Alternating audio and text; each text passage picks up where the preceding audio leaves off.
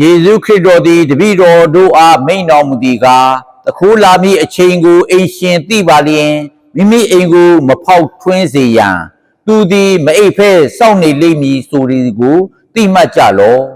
သင်တို့သည်လည်းအစဉ်သင့်ရှိကြလော့အကြောင်းမူကားသင်တို့မမျှော်လင့်သောအချိန်၌လူသားသည်ကြွလာလိမ့်မည်ဟုမိန့်တော်မူ၏ထိုအခါပေထရုကသခင်ဖျားကိုတော်သည်ဤပုံဥပမာကိုတပည့်တော်တို့အတွက်မိန့်တော်မူပါသလောသို့မဟုတ်လူအလုံးအတွက်လောဟုမေးတော်မူ၏ကိုတော်ကလည်းအချိန်တန်လျင်အိမ်သူအိမ်သားများကိုစားစရာတဲခင်းကျွေးမွေးခြင်းက၎င်းတို့ပေါ်အုပ်ချုပ်ရန်အရှင်သခင်ကခန့်ထားသည့်သစ္စာရှိ၍ပညာနှင့်ပြည့်စုံသောအစေခံသည်ကားဤသူနီအရှင်သခင်ပြန်လာသောအခါဤသို့ဆောင်ရွက်နေသည်ကိုတွေ့ရသောထိုအစေခံသည်မင်္ဂလာရှိ၏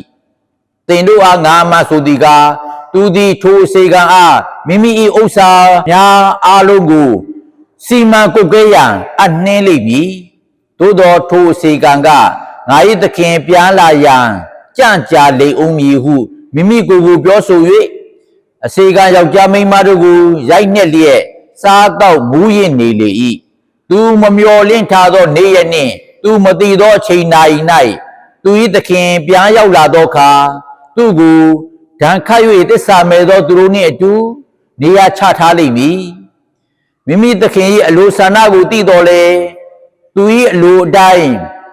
ပြင်ဆင်ဆောင်ရွက်မထားသောအစေခံသည်ပြင်းထန်စွာရိုက်နှက်ဒဏ်ပေးခြင်းခံရလိမ့်မည်သို့သောရိုက်နှက်ခြင်းအပြစ်ဒဏ်ခံရမည့်အမှုကိုမသိဘဲပြုမိသောအစေခံသည်အနည်းငယ်ရိုက်နှက်ခြင်းခံရလိမ့်မည်မြောင်များစွာပေးထားခြင်းခံရသောသူတိုင်းသည်မြောင်များစွာပြန်ပေးရလိမ့်မည်ထိုနည်းတူမြောင်များစွာအနတ်ခြင်းခံရသောသူတို့ထံမှလည်းမြောင်များစွာတောင်းဆိုကြလိမ့်မည်ဖျားသခင်ဧဝံဂေလိနှုတ်ကပတ်တော်ပေတည်းကျွန်မထောက်ပနာရှိပါစေယနေ့ဖတ်သွားတဲ့ပထမကျမ်းစာမှာတန်ဘောလူကနေပြီးတော့ရိုမာမြို့သူမျိုးသားတို့ထံရေးတဲ့ဆုံးမစာမှာဆိုရင်ငါတို့ဟာတစ်ချိန်တစ်ခါကအပြစ်တရားရဲ့ကြုံနေဖြစ်ခဲ့ကြတယ်အခုတော့ဘာဖြစ်သွားမလဲဖြောင့်မတ်ခြင်းရဲ့ကြုံများဖြစ်သွားမယ်တဲ့အပြစ်တရားရဲ့ကြုံဆိုတာကအပြစ်ကိုမလုပ်ဖဲမနေနိုင်တော့ဖြစ်တယ်ကြုံဆိုတာကကိုယ့်ကိုယ်ကိုမပိုင်ဘူးငါဒီအပြစ်ကိုဒီနေ့စားပြီးမလုပ်တော့ဘူးအဲ့လိုကိုမပိုင်ဘူးသူလှုပ်ကိုလှုပ်တာပဲမတော့ဖဲကိုမနေနိုင်ဘူးရံမဖြစ်ဖဲကိုမနေနိုင်ဘူးဒေါသမထွက်ဖဲကိုမနေနိုင်ဘူးအဲ့ဒီတော့မနေနိုင်ဘူးဆိုတာကအရဲ့ရဲ့ကျွန်းတို့အပြစ်ရဲ့ကျွန်းတို့အဲ့လိုစကလုံးသုံးလေးရှိတယ်နော်အဲ့တော့တစ်ချိန်ကအဲ့လိုမျိုးဖြစ်ခဲ့ကြတယ်အခုတော့မင်းတို့ကဘာဖြစ်ရမလဲမင်းဖြောင့်မတ်ခြင်းရဲ့ကျွန်းတဲ့ဒါကြောင့်မို့ကျွန်းဆိုတဲ့ဟာစကလုံးကတော့ကြားမကောင်းဘူးပေါ့ဒါကြောင့်ကျမ်းစာကိုဘာသာပြန်တဲ့အခါမှာအခုခေတ်ကျတော့ဘလို့ပြန်လဲနော်ကျွန်တော်တို့ငယ်တုန်းကတော့မေတော်သခင်မကတရားမင်းကဘေးကိုပြောတဲ့စကားထဲမှာဆိုရင်ငါဟာဖျားသခင်ကြီးကြုံမဖြစ်ပါ၏အရင်တော့အဲ့လိုသုံးတာပေါ့နော်အခုကျတော့ဘလို့ဘာသာပြန်တော့လေဘလို့ပြန်ပြင်လိုက်ရဲဆိုတော့ကျွန်တော်ကဖျားသခင်ကြီးအစေခံဖြစ်ပါ၏သင်ကြီးစကားတိုင်းဖြစ်ပါစေအဲ့တော့အစေခံဆိုတဲ့သဘောမျိုးသူသုံးတယ်ဒါပေမဲ့လေသဘောတရားကငါကြိုက်တာငါမလုပ်တော့ဘူးဖျားကြိုက်တာပဲလုပ်တော့မယ်အဲ့ဒါကိုအစေခံတာပေါ့ဖျားကြိုက်တာပဲသူလုပ်တယ်သူကဘယ်လိုစိုးမိုးသွားလဲဖျားရဲ့အလိုကစိုးမိုးသွားတယ်အပြစ်ရဲ့ကြုံကြတော့ဘာလဲဘယ်လိုစိုးမိုးသွားလဲအပြစ်ကနေပြီးတော့စိုးမိုးသွားတယ်အပြစ်ရဲ့စိုးမိုးတဲ့အတွက်ကြောင့်မို့သူဟာ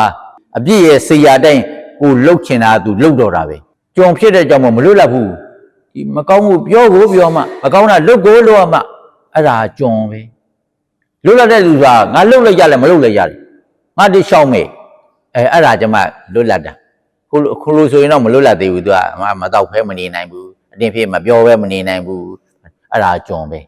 အဲ့တော့ကျွန်တော်တို့ကအပြစ်တရားရဲ့ကြုံဖြစ်ခြင်းသလားဖြောင့်မတ်ခြင်းရဲ့ကြုံဖြစ်ခြင်းသလားကိုယ့်အကူရွေးချယ်ပါဖြောင့်မတ်ခြင်းရဲ့ကြုံလို့သာပြောတာပေါ့နော်မေတော်တက္ကမလူကျွန်တော်တို့ကဘုရားသခင်ရဲ့အစီကံမဖြစ်ပါတယ်ကျွန်တော်တို့ကဘုရားသခင်ကြုံမဖြစ်ပါတယ်ဒါအရင်တော့ဘာသာပြန်သလိုကြုံမလို့ဒါပြောတာဒါပေမဲ့ကိုဘုရားသခင်လူတော်ကောင်းမှန်းသိလို့ကိုဘုရားကိုအနန္တာဘ ရားကိုအနန္တာဘာလို့ကောင်းမှန်းသိလို့ဟိုအပြစ်ကတော့မှုန်နေငါဒေါသရဲ့ငါရန်သူတွေများနေမုန်းနာနဲ့ပဲမနဲ့မိုးလင်းကြတဲ့ဒီလိုမျိုးဖြစ်တာငါမကောင်းဘူးရှောင်တော့မယ်ဖြောင်းမချင်းရဲ့ကြုံဆိုတာဖះကြိုက်တာလုပ်တော့မယ်ငါကြိုက်တာငါမလုပ်တော့ဘူးဖះကြိုက်တာလုပ်တော့မယ်ဖះကငါရဲ့အရှင်သခင်ကြီးဖြစ်ပြီးတော့ငါသူ့ရဲ့အစီကံလူပဲအဲ့တော့ဘာလို့လဲ तू ကဖះအလိုတော်ကကောင်းမှန်းသိသွားပြီဒါကြောင့်မို့ဒီနေ့စပြီးတော့ငါတို့မကောင်းမှုကရှောင်တော့မယ်ဒီပါဇက်ကနေထိန်းတော့မယ်ငါအတင်းဖြစ်ပြောတာကိုရှောင်တော့မယ်ငါမုန်းတာကိုရှောင်တော့မယ်ငါသိကြရတဲ့ဘက်နဲ့ငါစိတ်ကိုပြင်တော့မယ်စိတ်ကောင်းတွင်းတော့မယ်ကောင်းမှန်းသိနေတာအဲ့ကြောင့်ကောင်းမှန်းသိရကြောင့်မို့မိမိကိုကြိုက်တာကိုမလုပ်တော့ဘဲနဲ့ဖះကြိုက်တာလုပ်တော့တယ်မိမိကိုအနံ့တယ်ဒါကြောင့်ငါတို့အကျိုးရလဒ်တွေကဘယ်လိုဖြစ်လာဆိုတော့အပြည့်ရဲ့ကြုံဖြစ်တဲ့ခါမှာအပြည့်ကိုကြိုက်တာကိုလုပ်တယ်အပြည့်ရဲ့ကြုံအဲ့ဒါလှုပ်ဆောင်ချက်တွေကတကယ်တမ်းနေတိုင်းမြင်သာထင်သာရှိပါတယ်နေတိုင်းမြင်နေရတာပဲအဲ့ဒါဘာတွေလဲကာမဂုဏ်ကျူးလွန်ခြင်းမစင်ကြယ်ခြင်းအကျင့်တရားဖောက်ပြန်ခြင်းရုပ်ထုကိုကိုးကွယ်ခြင်းဆုံးကဝေအတက်ကိုလိုက်စားခြင်းမလိုမုန်းထားခြင်းခိုက်ရန်ဖြစ်ပွားခြင်းမနာလိုခြင်းအမျက်ဒေါသထွက်ခြင်းတကူအောင်ဆန်ခြင်းစိတ်ဝမ်းကွဲခြင်းအုပ်စုကွဲတယ်ဟိုအသင်းနဲ့ဒီအသင်းနဲ့မတည့်ဘူးပါနဲ့အုပ်စုကွဲပြားခြင်းတဝင်းတူခြင်းလူသက်ကိုတတ်ခြင်းရိုက်နှစ်တာတွေကအစတောက်စားမူရခြင်းနဲ့အပျော်ပတ်လွန်ကျူးခြင်းတို့ဖြစ်တယ်ဒါကတော့နေတိုင်းမြင်နေရထင်ရှားတဲ့ဟာတွေပေါ့နော်အဲ့တော့အဲ့ဒီကြုံပဲရွေးမလားနော်ကောင်းတာတစ်ချက်မှမရှိနော်ဟိုမနာလိုမုန်းတာတွေရရဖြစ်တာတွေရဘာတွေကောင်းတာတစ်ခုမှမရှိတော့ဘူးနောက်ပြီးတော့ဖြောင်းမခြင်းရဲ့ကြုံဖြစ်မယ်ဆိုရင်ခမဘာတွေဖြစ်လာမလဲဆိုတော့ဂလာတိဩဝါဒစာအခန်းကြီး9အခန်းငယ်22မှာဝိညာဉ်တော်ရဲ့အသီးပွင့်တွေကဘာတွေလဲဖြောင်းမခြင်းရဲ့ကြုံဖြစ်တယ်ဆိုရင်ချစ်ချင်းမေတ္တာချစ်နိုင်စွာကြီးတယ်နော်ဝမ်းမြောက်ရွှင်လန်းတယ်နောက်ပြီးတော့ငြိမ်းချမ်းသာရတယ်စိတ်ရငြိမ်းချမ်းသာရနေတယ်ဘလောင်ပလဲဖြစ်မနေဘူးစိတ်ရှိသိခံတတ်တာလေတနာကျင်နာရတယ်ကောင်းမြတ်တယ်တစ္ဆာရှိတယ်မူညံ့သိမ်မွေ့တယ်အပြောဆိုတွေကစမိမိကိုယ်ချုပ်တီးနိုင်တယ်ဘလောက်ပဲအရက်ပလင်းချပေးပြီးချုပ်တီးနိုင်တယ်ဒီလောက်ပဲလူကြီးဆန်တယ်ဒီလောက်ပဲရန်လာစားမိမိကိုချုပ်တီးတယ်ဒီလောက်တော့ရှောင်ပဲဒီလမ်းနေရှောင်ပဲအဲ့လိုမိမိကိုချုပ်တီးနိုင်တယ်ပိုင်နေ